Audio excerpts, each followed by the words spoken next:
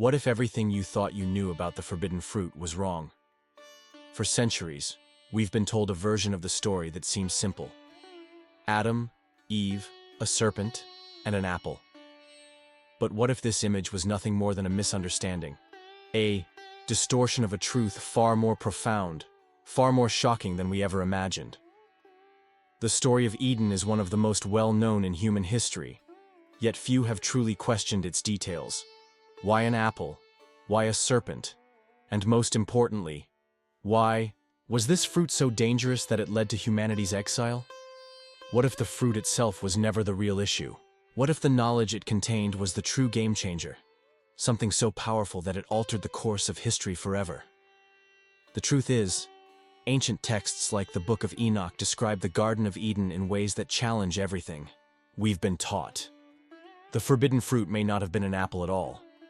Some scholars suggest it could have been grapes, a fig, or something even more symbolic. An entirely different kind of knowledge.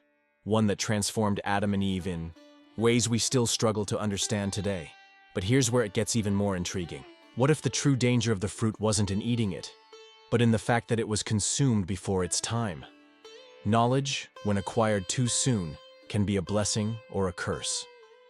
Think of how technology, science, and even spirituality have advanced. Are we truly ready for all the knowledge we seek, or are we repeating the same mistake made in Eden?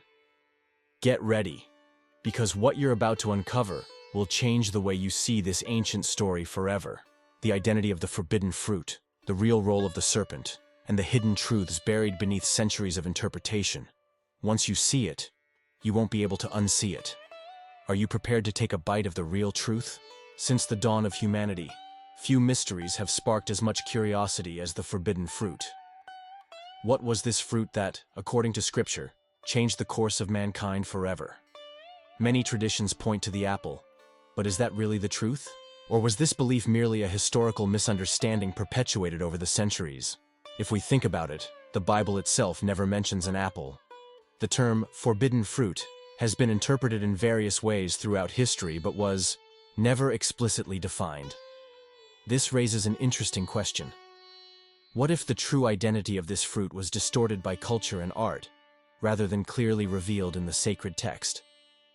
The idea of the apple as the forbidden fruit may have arisen from a simple linguistic play. In Latin, the word malus can mean both evil and apple. Renaissance artists, influenced by this ambiguity, depicted Eve holding an apple, and the image became ingrained in collective consciousness.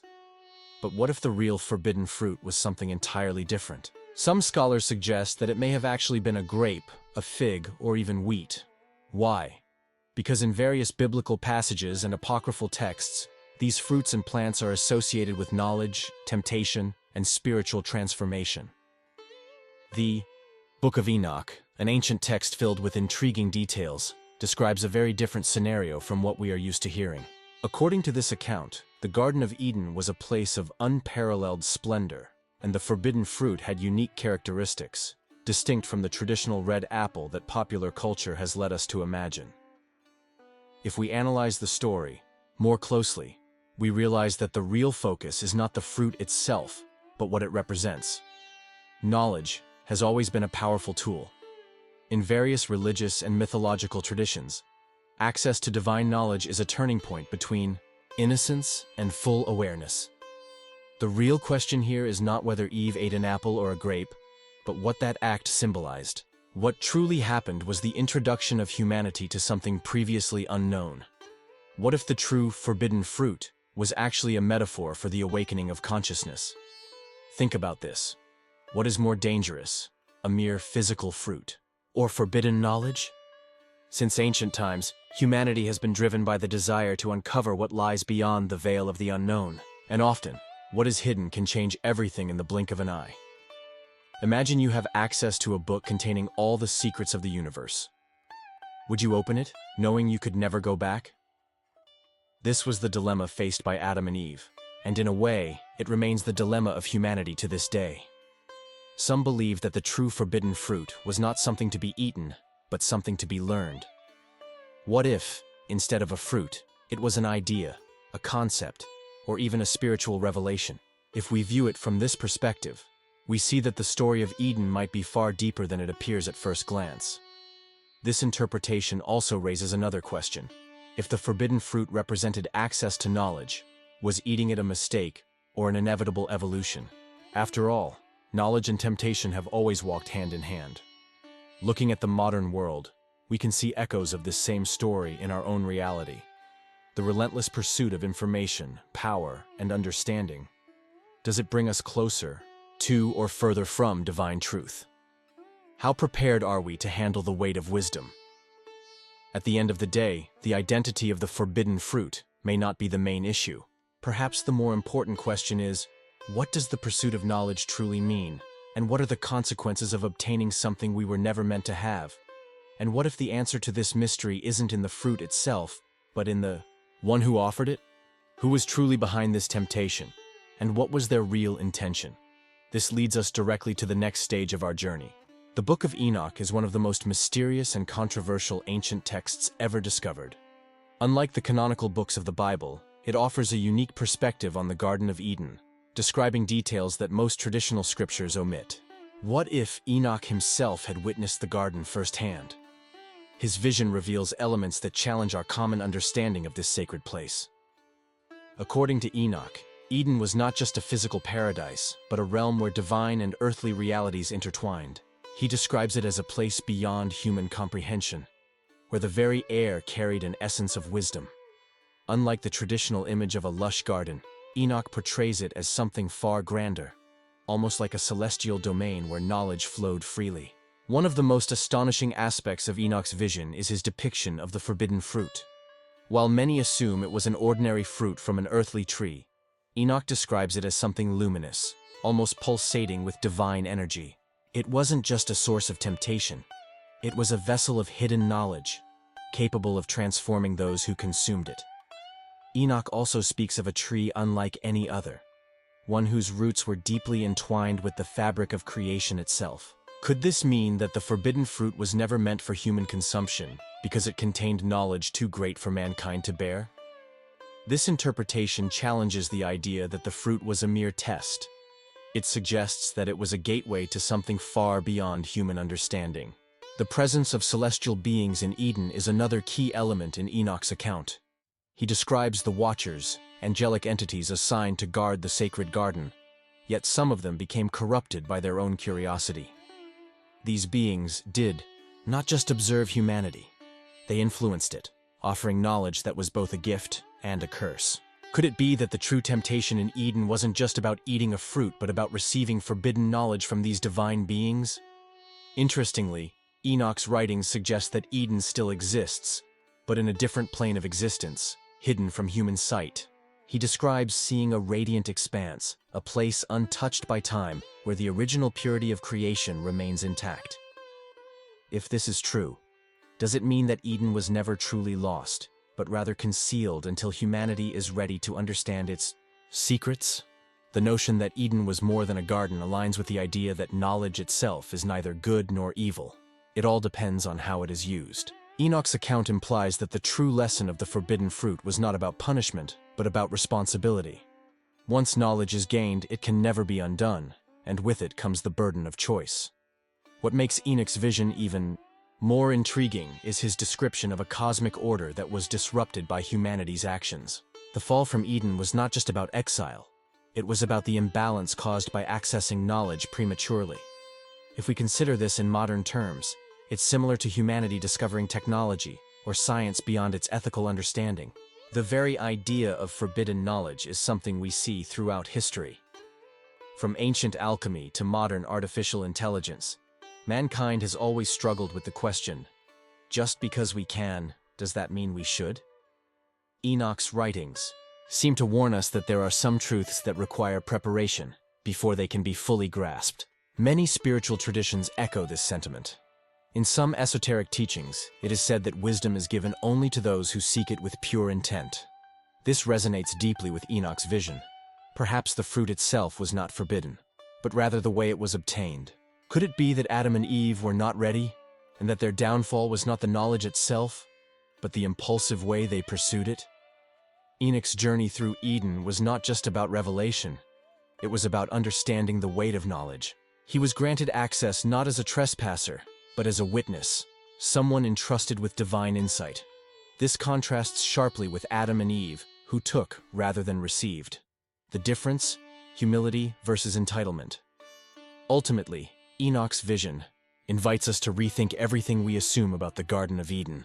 Was it truly a place we were banished from, or a place we must evolve to re-enter? If the latter is true, then perhaps the real journey is not about returning to Eden physically, but about reclaiming the wisdom that was lost. And if knowledge was the key to humanity's fall, could it also be the key to its redemption? This question leads us directly to another crucial aspect of this ancient mystery. Who was truly responsible for the temptation in Eden? Was it really Lucifer? Or was there another force at play? The answer might surprise you. For centuries, the serpent in Eden has been synonymous with Lucifer, the fallen angel who deceived humanity. But what if that wasn't the full story? The Book of Enoch introduces a different figure, Gadriel, a fallen watcher, who might have been the true force behind humanity's first temptation. Could this shift our entire understanding of the Garden of Eden? According to Enoch, the Watchers were divine beings entrusted with guiding and protecting mankind. However, some of them became enamored with earthly pleasures and chose to rebel. Among them was Gadriel, a powerful figure who, according to this ancient text, was responsible for introducing humanity to forbidden knowledge. This directly challenges the conventional belief that Lucifer was the sole deceiver. Unlike the traditional image of a cunning snake, Enoch describes a more complex entity, one that did not merely offer the forbidden fruit, but actively influenced humanity's perception of good and evil. Could it be that the serpent was merely a symbol, while the true tempter was something far more sophisticated? Gadriel's role in the fall of mankind extends beyond Eden. Enoch's writings suggest that he was also responsible for teaching humanity about war, weaponry, and destruction. This paints an entirely different picture of the first temptation. Was it really about a fruit, or was it about the introduction of knowledge that would lead to mankind's suffering? This changes the perspective on what happened in Eden. If Gadriel was the one who led Eve to the forbidden fruit, then the event wasn't just a trick. It was a calculated act to accelerate human awareness. The question is, was this knowledge meant to empower or to corrupt? Think about how knowledge is presented even today. Some information is shared openly, while other truths are hidden, accessible only to those who seek them. The story of Eden, in this light, resembles a moment of initiation, a forced enlightenment that had both benefits and consequences. If we view the forbidden fruit as a metaphor for divine wisdom, then Gadriel's role becomes even more intriguing. He didn't just hand humanity a piece of fruit, he altered the course of history by making knowledge irresistible. And isn't that still true today? Humanity constantly wrestles with knowledge, both its blessings and its burdens. What if the true temptation wasn't the fruit itself, but the desire to become like the divine? The serpent's words, "You will be like God, knowing good and evil," imply that the real test was about mankind's readiness to handle such wisdom. Were Adam and Eve deceived, or were they simply unprepared? The presence of a tempter suggests an external influence, but what if the real danger was internal? What if temptation is not about an external force leading us astray, but about our own inability to resist curiosity and ambition? This makes Gadriel's role even more profound. He didn't force anything upon humanity. He merely revealed a choice. This perspective challenges traditional teachings. If Lucifer was not the serpent, then what does that mean for our understanding of the fall? Could it be that multiple forces were at play, each with their own agenda? And if so, was Eden's fall truly a tragedy, or was it an inevitable step in human evolution?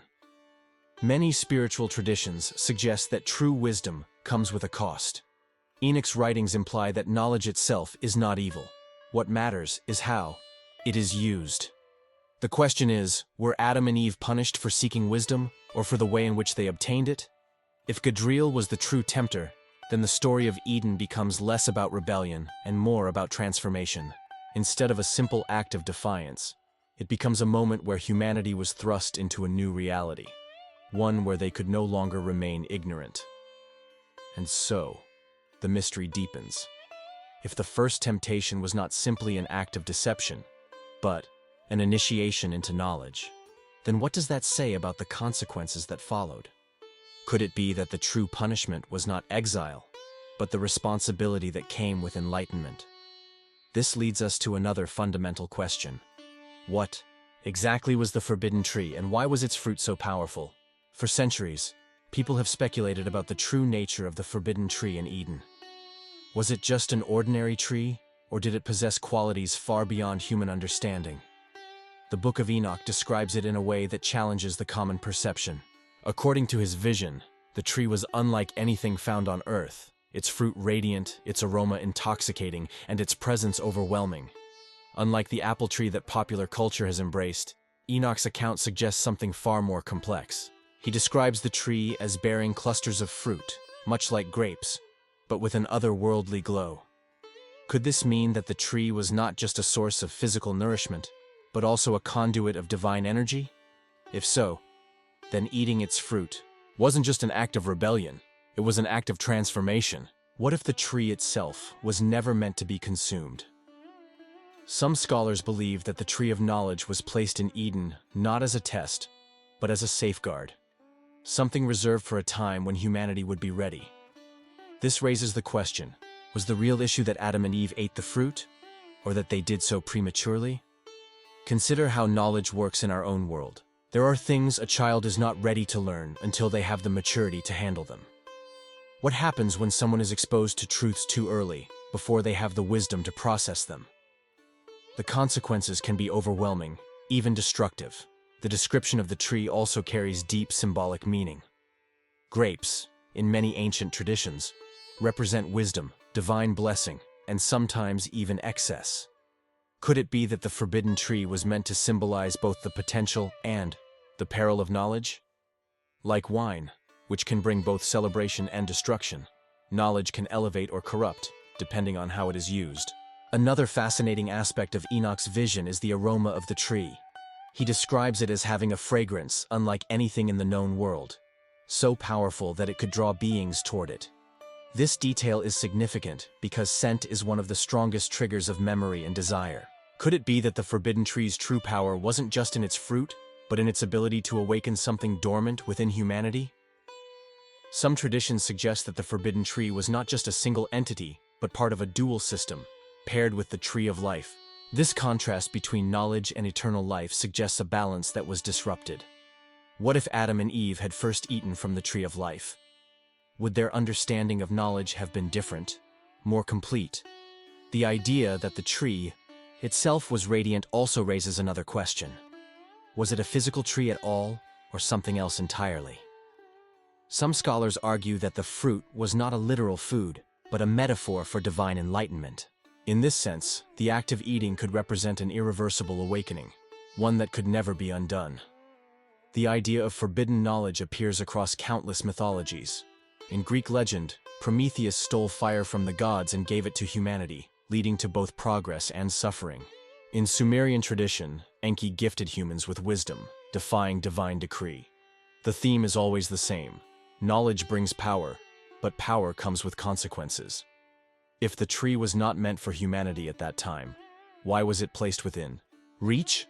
Some believe that this was part of a greater design, an invitation to choose, to exercise free will. After all, a command without the possibility of disobedience is not a test of character, but mere control. This also leads to the question of whether the act of eating was truly a sin, or merely an inevitability. Humanity has always been drawn to the unknown, and the fruit of the forbidden tree represents the ultimate mystery. What lay beyond its knowledge? What truths were revealed that changed everything forever?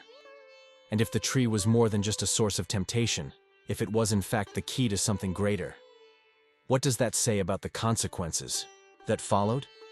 Was the punishment truly about exile, or was it about protecting humanity from something even more profound? This brings us to another compelling question. Was the fruit itself responsible for the fall, or was it merely a tool in a much larger cosmic plan? For generations, the idea of the forbidden fruit as an apple has dominated art, literature, and religious teachings. But where did this notion come from? The truth is, the Bible never explicitly states that the fruit was an apple. This association likely stems from a linguistic misunderstanding, one that shaped centuries of belief and artistic representation. The root of this misconception lies in the Latin word malum, which can mean both evil and apple. This wordplay may have led early scholars and artists to depict the fruit as an apple, reinforcing the connection in Western culture. During the Renaissance, painters like Albrecht Dürer and Lucas Cranach the Elder further popularized this imagery, embedding it deeply into the collective consciousness. But in other cultures, the forbidden fruit is something entirely different. Jewish traditions sometimes suggest it was a fig, aligning with the moment when Adam and Eve covered themselves with fig leaves after eating it. Islamic interpretations lean toward wheat, viewing the story as an allegory for mankind's transition from paradise to toil.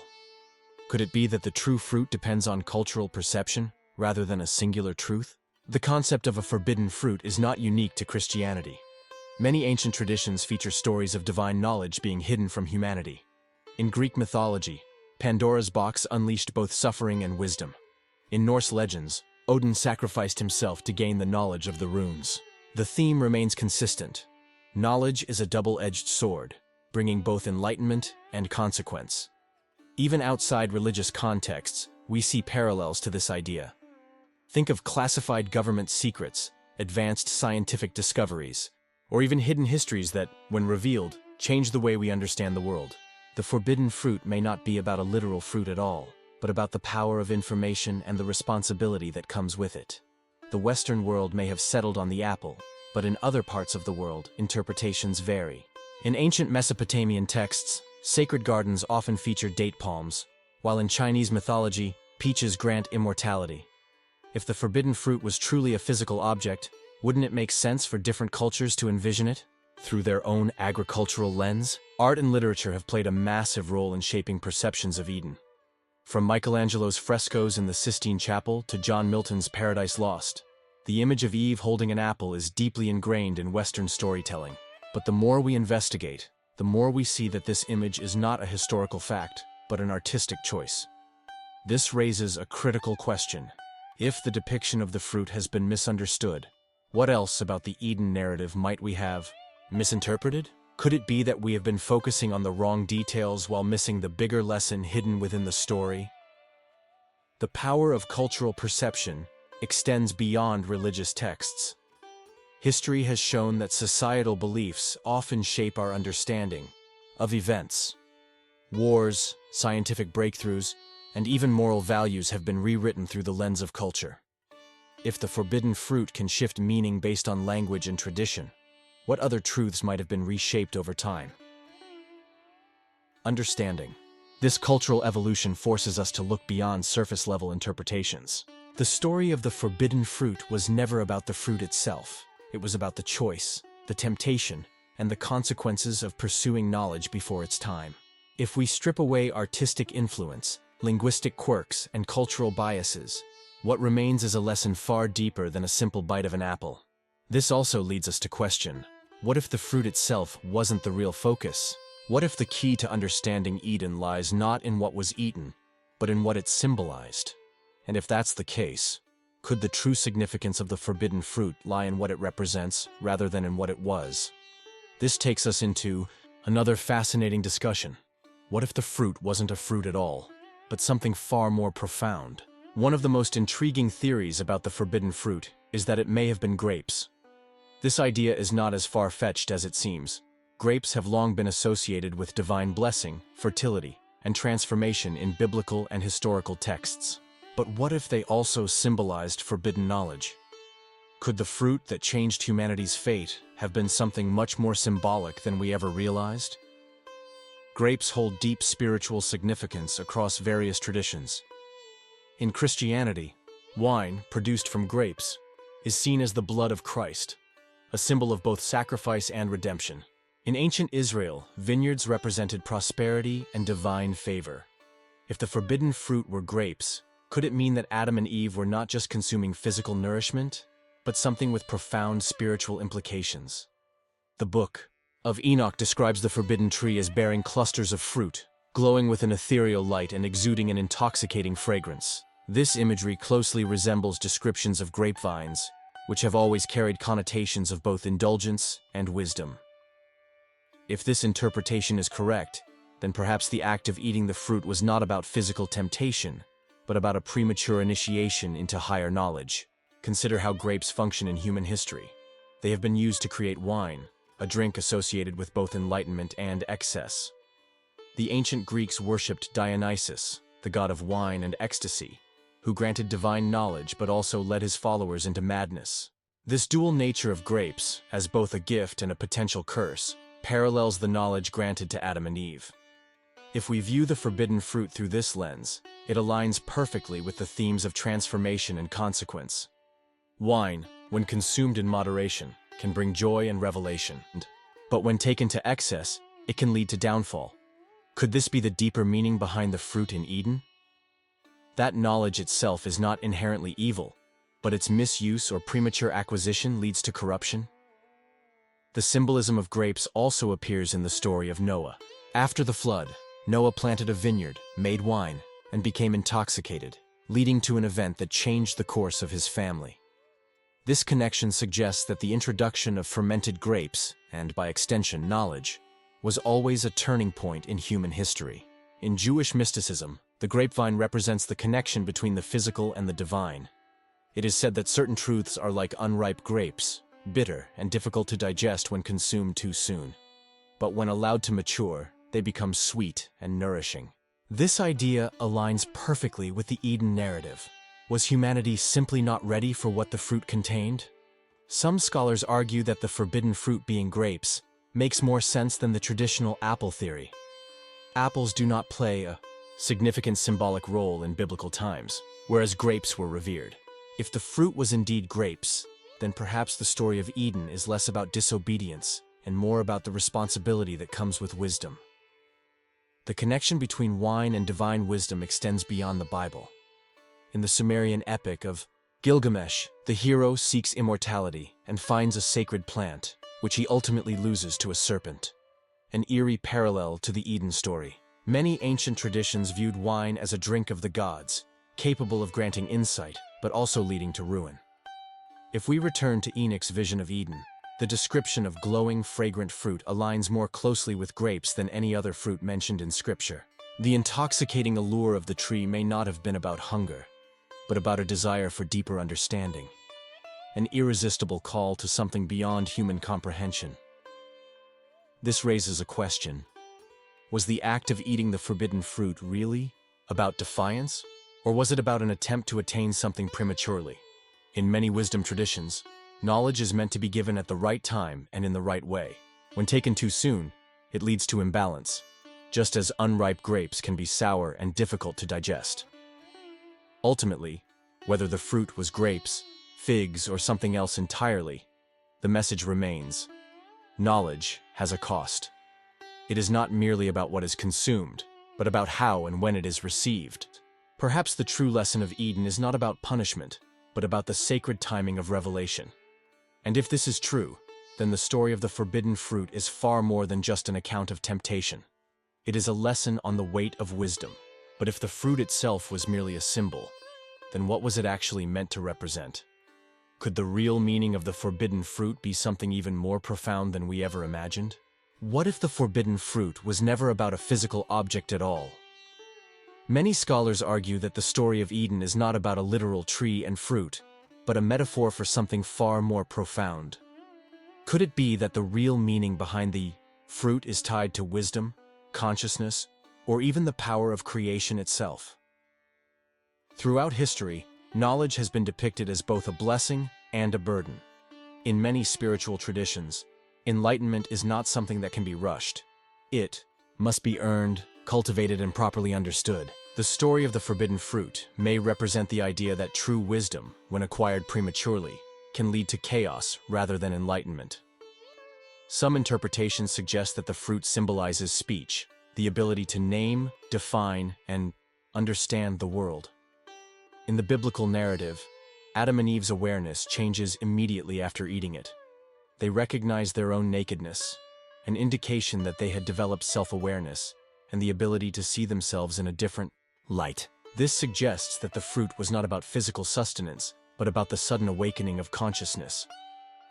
Others believe that the fruit represents the discovery of free will. Before eating it, Adam and Eve existed in a state of innocence, without the burden of moral choice. After consuming it, they became aware of good and evil, making them responsible for their own actions. This aligns with the idea that true knowledge comes with accountability. A more controversial theory ties the forbidden fruit to sexual knowledge. Some scholars argue that the knowledge of good and evil could represent an awareness of human sexuality and reproduction. This idea has been echoed in various mythologies where divine beings teach humanity about love, desire, and procreation, sometimes leading to both enlightenment and downfall. The theme of forbidden knowledge appears across multiple cultures. In Greek mythology, Prometheus stole fire from the gods, granting humanity technology and civilization, but also suffering. In Hinduism, the god Shiva is both a destroyer and a source of wisdom, reminding us that enlightenment often comes at a cost. The story of the forbidden fruit fits within this larger tradition, where gaining knowledge leads to both empowerment and consequences. If the fruit represents knowledge, then the act of eating it was not just an act of rebellion, it was an irreversible transformation. Adam and Eve did not merely break a rule, they altered their very nature. They crossed a threshold from innocence to awareness, from instinct to intellect. And with that came the weight of responsibility. This perspective changes how we see the so-called punishment of humanity. Was exile from Eden truly a punishment, or was it a necessary transition into a new stage of existence? Many spiritual traditions teach that suffering is the price of wisdom. In that sense, Eden was never meant to be humanity's permanent home. It was only the beginning. The question remains, was the fruit given too soon, or was it taken before its time? Ancient mystical traditions suggest that divine wisdom is something that must be granted at the right moment. If forced or stolen, it can cause imbalance, leading to suffering rather than enlightenment. This mirrors the idea that Adam and Eve's act was not necessarily evil, but premature. Even today, we see this pattern repeating in modern society. Technological advances, scientific discoveries, and even personal growth often come with ethical dilemmas. Just because we can do something, does it mean we should? This is the same question that the forbidden fruit represents, one that humanity has been struggling with since the dawn of civilization. Perhaps the fruit was never about temptation at all. Maybe it was about the nature of choice, the weight of knowledge, and the reality that some truths, once known, cannot be undone. And if that is the case, then the story of Eden is not just a tale of disobedience. It is a lesson about the delicate balance between wisdom and readiness. But if knowledge was the key to humanity's fall, could it also be the key to its redemption? This brings us to our next question. How has this story shaped theological and historical discussions throughout the centuries? The story of the forbidden fruit is one of the most influential narratives in human history. It has shaped religious doctrine, philosophical debates, and even cultural norms for centuries. But beyond its spiritual implications, how has this tale impacted theology and historical discourse? The answers may be more profound than we think.